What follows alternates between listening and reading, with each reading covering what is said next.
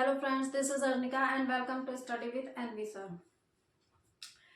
हम लोग अच्छी स्थिति में विद्युत विभव पढ़ चुके हैं और निरक्षीय स्थिति में विद्युत विभव पढ़ चुके हैं, यानी कि विद्युत द्विध्रुव के कारण अच्छी और निरक्षीय स्थिति के हम लोग वीडियोस देख चुके हैं। तो आज जो हम लोग पढ़ेंगे वो ना हमारा अक्षीय स्थिति होगा और ना ही निरक्षीय स्थिति होगा, यानी कि विद्युत द्विध्रुव से आर दूरी पर स्थित कहीं पे भी अगर हमको क्या निकालना हो, विद्युत विभव का मान निकालना हो, तो हम लोग कैसे निकालेंगे। तो आज हम लोग वही देखेंगे। तो चलिए आइए देखते हैं कि कैसे हम लोग इसका डेरिवेशन करेंगे। मान लेते हैं विद्युत द्विध्रुव क्या होता है, ये तो हम सबको पता है। ये कोई हमारा विद्युत द्विध्रुव है जिसको हमने नाम दे दिया है एक प्यारा सा ए बी। ठीक है, इसका एक सिरा जो होगा वो धन आवेशित होगा और एक सिरा जो होगा वो ऋण आवेशित होगा। अब अगर हम लोग यहीं से आर दूरी पर यहाँ कोई हम लोग बिंदु रख लेते पी, यहाँ पे विद्युत विभव का मान निकालते, तो अच्छे से हम लोगों को पता है, जो हम लोग देख चुके हैं कि इसके अक्ष में यानी कि सीधे रेखा में अगर किसी बिंदु पे हमको विभव निकालना होता था तो ये हमारा कहलाता था अक्षीय स्थिति। लेकिन हमको ये नहीं देखना है। और अगर कोई विद्युत द्विध्रुव है, इसके लंबवत कोई बिंदु हमारा स्थित है, लंबवत आर दूरी पे कोई बिंदु हमारा स्थित है पी, और अगर इस बिंदु P पे हमको विद्युत विभव या विद्युत क्षेत्र की तीव्रता निकालनी होती थी तो ये कंडीशन हमारी बनती थी निरक्षीय स्थिति, जो कि वो भी हम लोग देख चुके हैं। यानी कि अक्षीय और निरक्षीय के अलावा एक तीसरी कंडीशन भी होती है जिसकी चर्चा हम लोगों को आज करनी है। मान लेते हैं यहाँ पे हमारा कोई बिंदु रख लिए, ना कि ये 0 डिग्री का कोण बना रहा और ना ही 90 डिग्री का, इन दोनों के मध्य में कहीं यहाँ यहाँ यहाँ यहाँ कहीं पे भी अगर कोई बिंदु हमारा ले लिए, और बिंदु हम क्या लेंगे, P ही लेंगे, जो कि हम हमेशा लेते आए हैं। अब ये बिंदु जो होगा, इस द्विध्रुव के मध्य बिंदु से इसकी दूरी कितनी होगी, R होगी। भाई R दूरी पे ही तो हम विभव का मान निकालेंगे, और इसके मध्य बिंदु को हम जो नाम देते हैं वो क्या देते हैं, O देते हैं। अब अगर ये लंबवत होता तो जो थीटा का मान होता वो 90 डिग्री होता। अगर ये क्या होता, सीधी रेखा में होता तो थीटा का मान 0 डिग्री होता। लेकिन दोनों ही कंडीशन नहीं है, ये क्या है, एक अलग है। तो यहाँ पे जो हम इन दोनों के मध्य का कोण बनाते हैं उसको हम मान लेते हैं थीटा। ये हो गई बात यहाँ तक। अब हमको ये जो दूरी है, लेकिन हमको यहाँ पे जो विभव निकालना होता है कहाँ से देखते हैं हम, आवेशों से। एक बार प्लस क्यू आवेश से देखेंगे और एक बार माइनस आवेश से। तो प्लस क्यू आवेश से हमको ये दूरी तो देखनी ही पड़ेगी कि कितनी है, और एक बार ये दूरी को हम लोग देखेंगे माइनस आवेश से। इस दूरी को हम लोग मान लेते हैं कितना, R1 मान लेते हैं, और इस दूरी को मान लेते हैं हम R2 मान लेते हैं। फिर जब हम R1 दूरी निकाल लेंगे, यानी प्लस क्यू के कारण बिंदु P पर विभव निकालेंगे और माइनस क्यू के कारण बिंदु P पर विभव निकालेंगे, फिर दोनों विभवों का हम योग कर देंगे तो वही हमारा आ जाएगा क्या, बिंदु P पर परिणामी विभव, जो कि हमारा आज का टॉपिक है। ठीक है, लेकिन इससे पहले अगर हम बात करें, जो कि हम लोग पहले भी पढ़ चुके हैं, कि किसी भी बिंदु के कारण जो विभव का मान होता है, V का मान होता है, उसका मान कितना होता है, 1/4 pi epsilon not Q upon R। अब ये Q अगर हमारा धन आवेश की बात होगी तो प्लस में होगा, अगर ऋण आवेश की बात होगी तो क्या होगा, माइनस में हो जाएगा। तो हम 1/4 पाई एप्सिलॉन नॉट को क्या मानते हैं कि स्थिरांक यानी कि K मान लेते हैं। तो इसका मतलब V बराबर हम इसको लिख सकते हैं KQ अपॉन R, बिल्कुल लिख सकते हैं। ये हम लोग पहले भी देख चुके हैं कि किसी बिंदु के कारण क्या होता है, विद्युत विभव का मान कितना होता है, तो इतना होता है। तो यहाँ पे भी तो हम मान लेते हैं इस बिंदु के कारण यहाँ पे विद्युत विभव इस फॉर्मूले से आ जाएगा, और इस बिंदु के ये मतलब माइनस क्यू के कारण इस बिंदु पे जो विभव होगा उसका मान यहाँ माइनस आ जाएगा। ठीक है, यानी कि हम इसकी जगह पे लिख क्या सकते हैं, V1 बराबर जो हमारा हो जाएगा, यानी कि प्लस क्यू के कारण जो हमारा बिंदु P पे विभव होगा,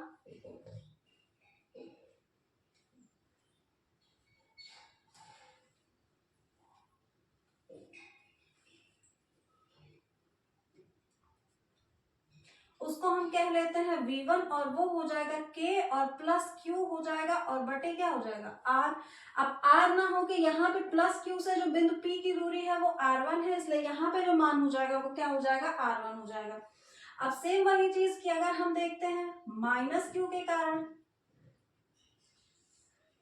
तो जो माइनस क्यू के कारण बिंदु P पर विभव होगा वो V2 बराबर कितना हो जाएगा K, इस बार यहाँ पे माइनस है और बटे जो दूरी है वो कितनी हमने ली है R2।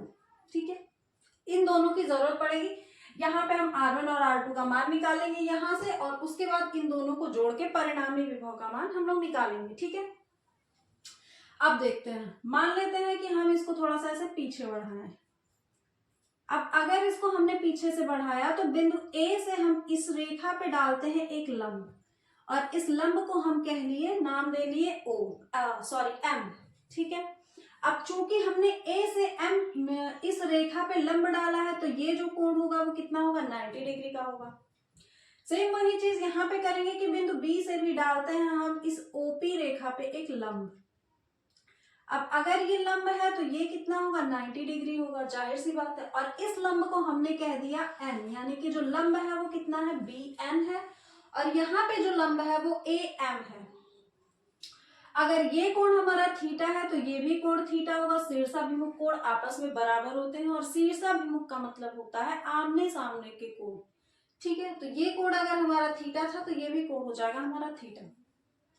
अब देखते हैं, यहाँ पे एक कंडीशन कुछ ऐसी बनती है कि मान लेते हैं कि ऐसे कोई दो रेखाएं हैं और इस रेखा से हमने इस रेखा पे डाल दिया लंब। ठीक है, ये हमारी थी दो रेखाएं और ये बीच का जो कोण है ये बहुत ही क्या है, छोटा है। अगर ये बीच का कोण, इन दोनों रेखाओं के बीच का कोण बहुत ही अगर छोटा है तो इस रेखा से इस रेखा पे जब हम लंब डालते हैं तो ये जो दूरी बचती है ये इन दोनों के बीच का अंतर होती है और ये जो रेखा होती है और इन दोनों रेखाओं का मान, यानी कि लंब से इसकी दूरी और यहाँ जहां से लंब पड़ा है वहां से इस बिंदु की दूरी, दोनों का मान आपस में क्या होता है, बराबर होता है। ठीक, या तो इसको हम कह लें, अगर थोड़ा सा उल्टा बना देते हैं हम, इस बार हम लंब कहां से डाल दे रहे हैं, इधर से डाल दे रहे हैं। ठीक है, तो भी आपस में ये दूरियां क्या होंगी, बराबर ही होंगी। लंब इस बार हमने इधर से ना डाल के इधर से डाला है, लेकिन बात तो वही है। और बीच का जो कोण होगा दोनों के वो क्या होगा, बहुत ही छोटा होगा। ठीक, तो इसके लिए हम लोग क्या करेंगे, अब देखिए यहाँ पे हमने ये वाली कंडीशन यहाँ पे बन रही है। हमने क्या किया है, यहाँ पे जो AM लंब डाला है तो ये देखिए यहाँ से ये बना और ये लंब, ये वाली कंडीशन हमारी बन रही है। यानी कि यहाँ से जो हमारा निकल के आ रहा है वो क्या आ रहा है, अगर हम देखें तो ये दूरी यानी कि AP बराबर किसके हो जाएगा, जहां पे हम लंब डालें, और लंब कहां पे डालें, M से, तो M से इस P की दूरी की, यानी कि हम कह लेंगे MP। ठीक है, समझ में आया। लंब हमने A से डाला है तो A से इस बिंदु की दूरी यानी कि जहां तक हम जा रहे हैं, ये तो बीच का कोण हो गया, ये कोण बहुत ही छोटा हमने मान लिया, तो A से जो दूरी P की होगी, जहां पे हमने लंब डाला है, लंब M पे डाला है तो M से वही दूरी P की होगी, वही हमने लिखा। AP बराबर किसके हो जाएगा, MP के। ठीक है, यहां तक कोई दिक्कत। अब हमको डायरेक्ट M से P तक की दूरी नहीं पता है। ठीक है, हमको डायरेक्ट M से P तक की दूरी नहीं पता है, तो इसको हम लोग कैसे लिख सकते हैं, M से अगर हमको P तक जाना है तो पहले M से हम O तक चले जाएं, यानी कि MO, और फिर जाके O से हम चले जाएं P तक, यानी कि O से चल दिए P तक, तो भी बात वही होगा, हम चले हैं MP तक ही चले। एक बार हम M से O पे जाके थोड़ा रुक गए हैं, फिर O से हम पहुंच गए हैं P पे। ठीक है, अब फिर से वही बात आती है कि हमको M से O तक की दूरी नहीं पता है, तो अगर M से O तक की दूरी हमको नहीं पता है तो यहाँ पे हमको एक छोटा सा ट्रायंगल दिख रहा होगा, त्रिभुज AOM दिख रहा होगा, तो यहाँ पे हम ले लेते हैं त्रिभुज AOM में।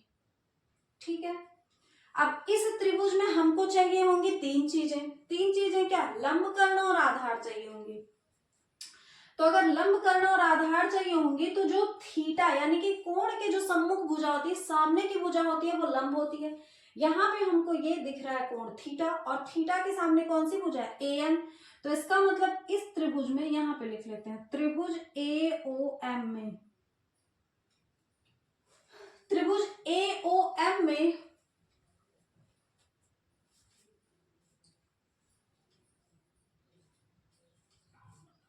जो हमारा आधार है उसका मान कितना है, और जो लंब है उसका मान कितना है और जो कर्ण है उसका मान कितना है। पहले लंब हमने बताया कि थीटा के सामने यानी कोण के सामने क्या है, ए एम है, तो ये हो जाएगा लंब। अगर ये लंब निकल गया तो एम ओ जो है यानी कि ओ एम कह ले या एम ओ कह ले, वो हो जाएगा आधार। और कर्ण जो होगा वो ए से ओ तक की दूरी होगी। ठीक है, तीनों चीज हमें तीनों भुजाओं का मान पता चल गया। अब इस त्रिभुज में हम देखते हैं कॉस थीटा। तो अगर हम कॉस थीटा का मान देखेंगे तो कॉस थीटा बराबर सबको पता है कि आधार बटा क्या होता है, कर्ण होता है। आधार का मान कितना है, एम ओ है, और कर्ण का मान है ए ओ। ठीक, अब यहां से हम निकालेंगे एम ओ का मान, क्योंकि हमको एम ओ ही तो नहीं पता था, उसी को हम तलाश रहे थे। तो एम ओ का मान अगर हम यहां से निकालते हैं तो ए ओ का कर देंगे उधर गुणा, यानी कि एम ओ बराबर कितना हो गया, ए ओ कॉस थीटा।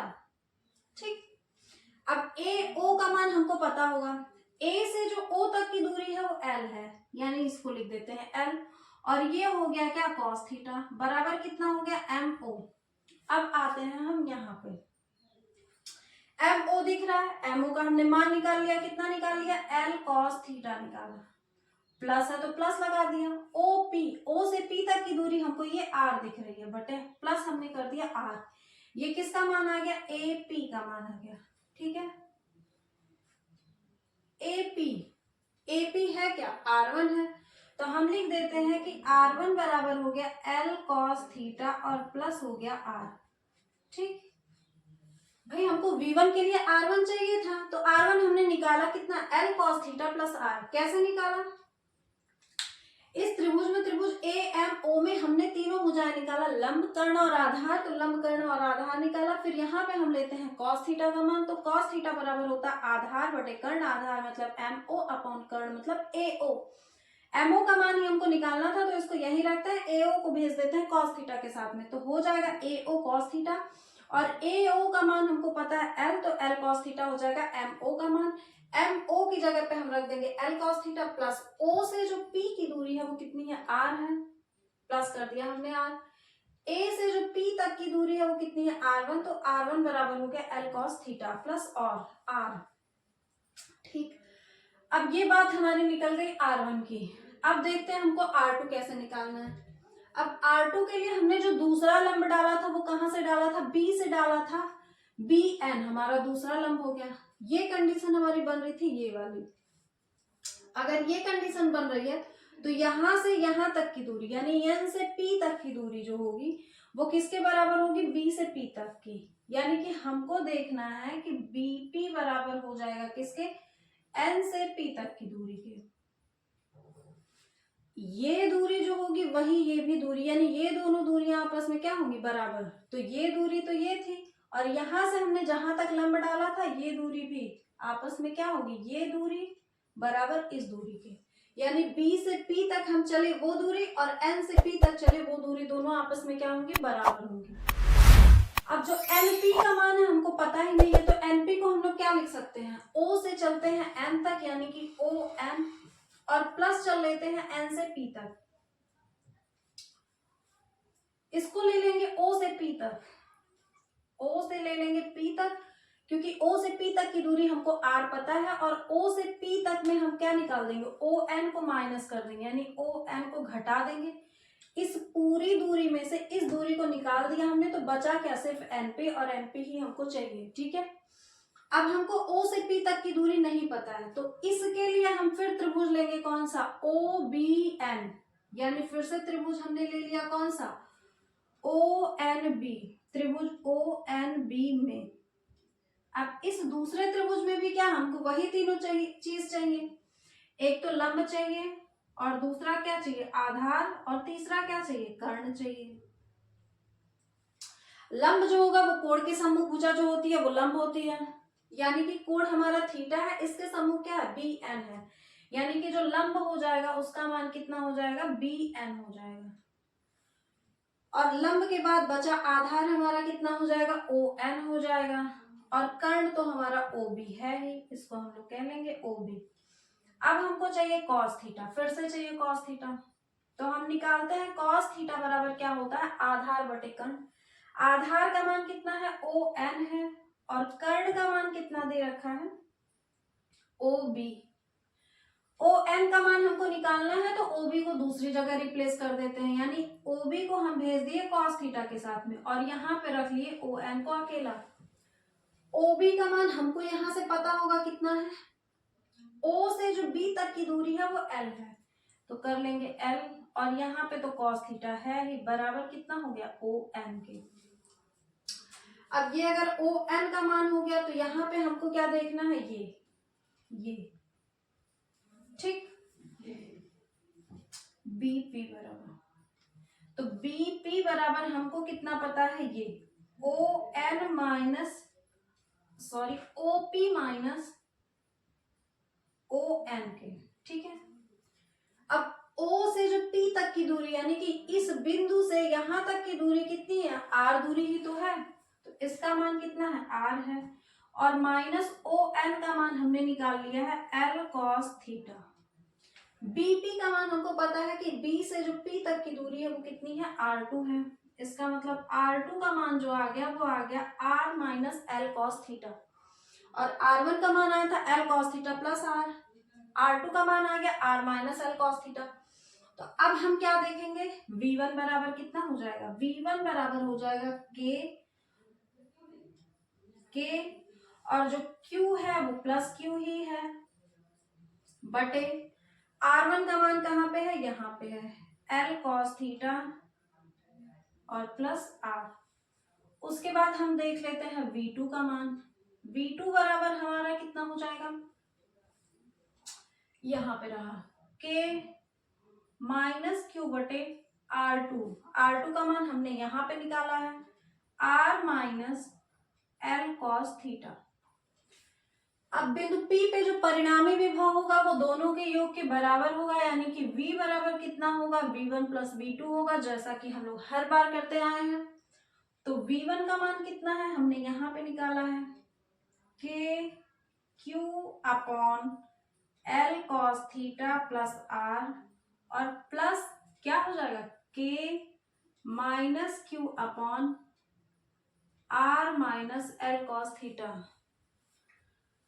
यहाँ पे हमको के क्यू क्या हो जा रहा है, कॉमन हो जा रहा है। पहले क्या करते हैं, माइनस का गुणा कर लेते हैं, के क्यू बटे कितना हो गया L cos theta plus R, इस माइनस का इस प्लस के साथ गुणा होगा तो हो जाएगा माइनस, बचा क्या R minus L cos theta, ठीक है। अब क्या कर लेते हैं, यहां से हम लोग के क्यू को कॉमन ले लेते हैं,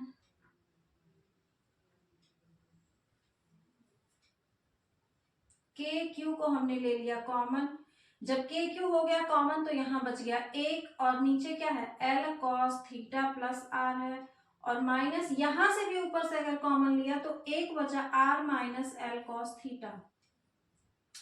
भिन्न को हल करने के लिए हम तिर्यक गुणा करते हैं, तो इसका गुणा यहाँ पे होगा, यानी कि R minus L cos theta हो जाएगा, और ये माइनस है तो ये हो जाएगा माइनस एल कॉस थीटा, और इस माइनस का गुणा इस प्लस आर के साथ होगा तो हो जाएगा माइनस आर बटे क्या होगा, नीचे दोनों का गुणा होगा, यानी कि L cos theta plus R हो जाएगा, और यहाँ पे हो जाएगा R minus L cos theta, ठीक। आगे यहाँ पे के क्यू हमारा था,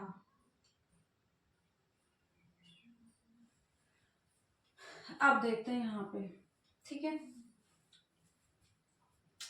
के क्यू, यहाँ पे आर के सामने अगर कोई चिन्ह नहीं है प्लस है, और आर के सामने माइनस है, ये दोनों आपस में कट जाएगा, जो एल कॉस थीटा है माइनस में है, और ये भी एल कॉस थीटा जो है वो क्या है माइनस में, यानी कि माइनस एल कॉस थीटा और माइनस एल कॉस थीटा मिलके क्या बन जाएगा, माइनस 2 एल कॉस थीटा बन जाएगा, और बटे इसको हम लोग इस रूप में भी लिख सकते हैं, जैसे ये क्या है R minus L cos theta, तो इसको भी लिख सकते हैं हम लोग क्या R plus L cos theta, और दूसरी जगह पे क्या है R minus L cos theta. अब दोनों क्या हो गए, एक ही रूप में हो गए। अगर हमने आर को मान लिया ए और एल कॉस थीटा को मान लिया बी, तो यहाँ पे भी आर का मतलब ए और एल कॉस थीटा का मतलब बी, यानी कि जो हमारी सर्वसमीका बन के आएगी वो क्या आएगी, एक ब्रैकेट में बन जाएगा ए प्लस बी, और दूसरे ब्रैकेट में बन क्या रहा है ए माइनस बी। हम सबको पता है कि इसका मान कितना होता है ए स्क्वायर माइनस बी स्क्वायर, यानी कि बचा क्या हमारा, इस 2l को ले लेते हैं हम लोग q के साथ, के इंटू क्या हो गया 2l cos थीटा बटे कितना हो गया a plus B A minus B मतलब A square minus B square, A square मतलब आर का स्क्वायर माइनस बी स्क्वायर का मतलब L square cos square theta.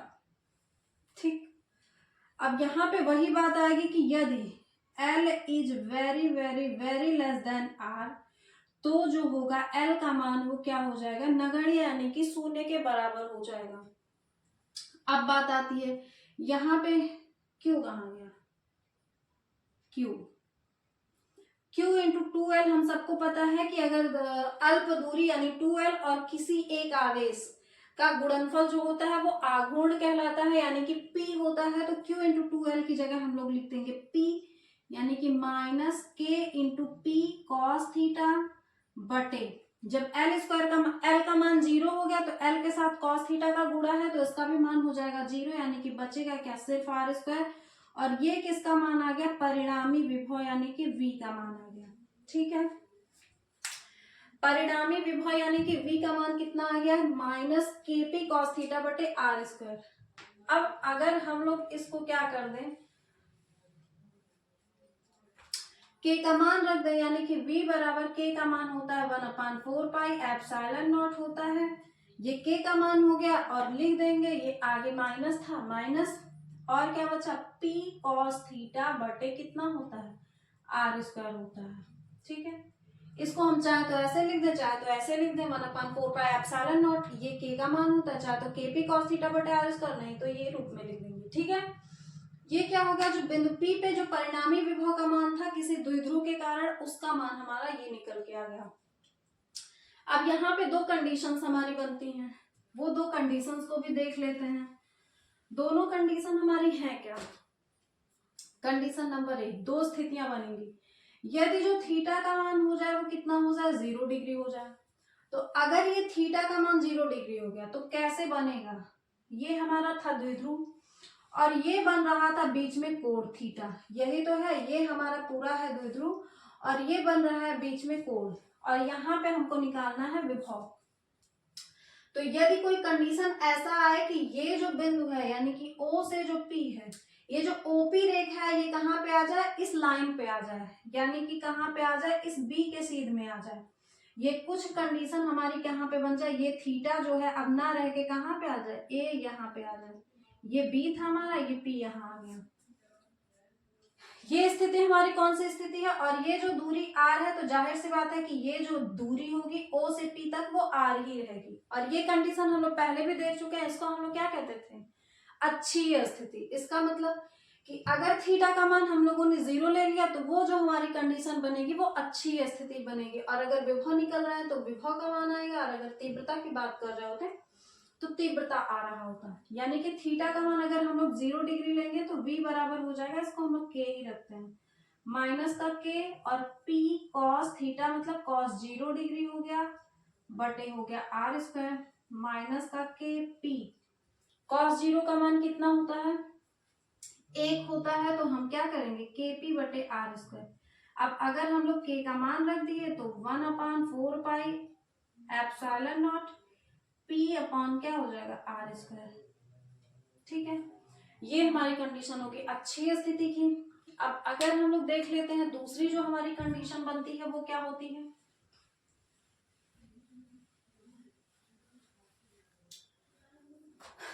ये कंडीशन नंबर 1 और कंडीशन नंबर 2 जो है कि यदि थीटा का मान जो हो जाए वो कितना हो जाए समकोण यानी कि 90 डिग्री हो जाए, यानी कि अब ये थीटा ना रह के ये हमारा था विद्युत द्विध्रुव AB, ये थीटा यहां से यहाँ पे थीटा था और ये किसी भी कारणवश ये कहाँ पे आ जाए ये समकोण बना ले, यानी कि अब ये यहाँ पे ना रह करके ये जो थीटा है वो कितना हो जाए 90 डिग्री हो जाए।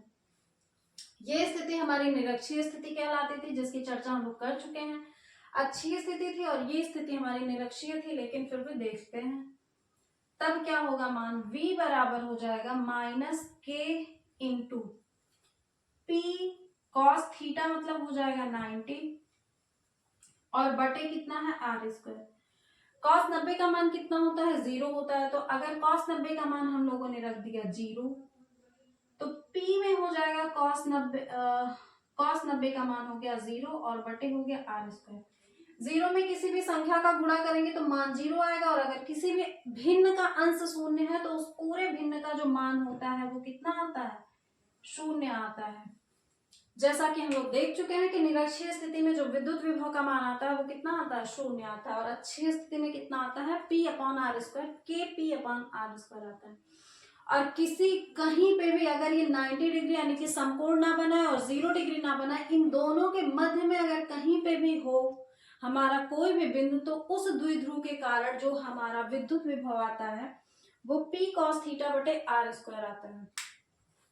तो हम लोग तीनों कंडीशंस को देख चुके हैं, यानी कि अक्षीय स्थिति, निरक्षीय स्थिति और कहीं पे अक्षीय और निरक्षीय के मध्य की जो स्थिति होगी, यानी कि किसी भी बिंदु पे जो विद्युत विभव का मान होगा वो कितना होगा। तो आई होप वीडियो आप लोगों को आज की क्लास आप लोगों को समझ में आई होगी। अगर वीडियो पसंद आया होगा तो आप लोग शेयर करेंगे और लाइक करेंगे। Thank you.